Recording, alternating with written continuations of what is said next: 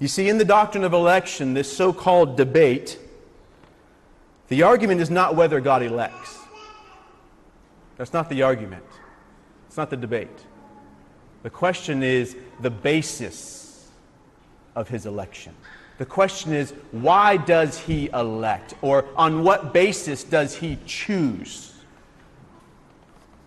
And I want you to think about something with me.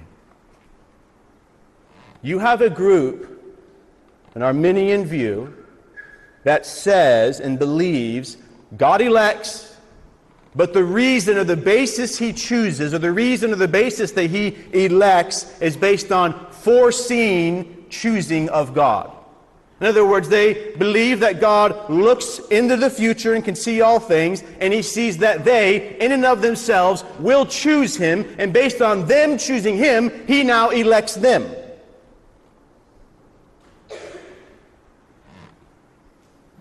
So the Arminian argues the basis of election is conditional.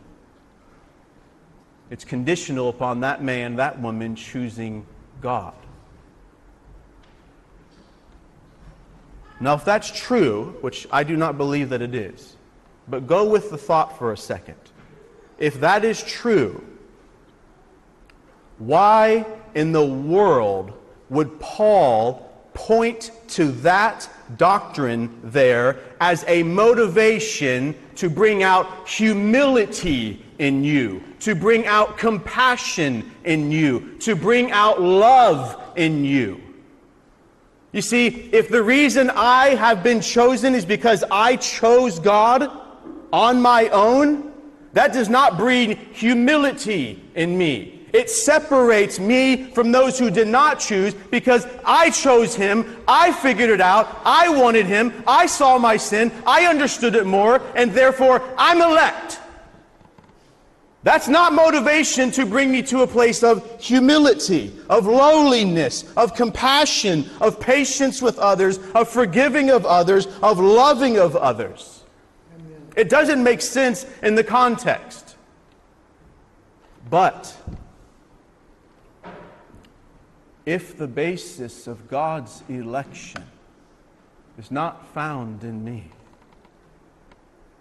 but rather in Him, if the basis of God's election is grace and mercy and the fact that He is love, and in His freedom He sets that love upon all the people He has set it upon are hell-deserving sinners. It's not that He looked at us and He saw something that just attracted us to Him, that He was wooed by us. Rather, He looked at us in our sin, in our filth, and then He chose to set sovereign grace upon us. And if that's true, I have no boast except for the grace of God in Jesus Christ.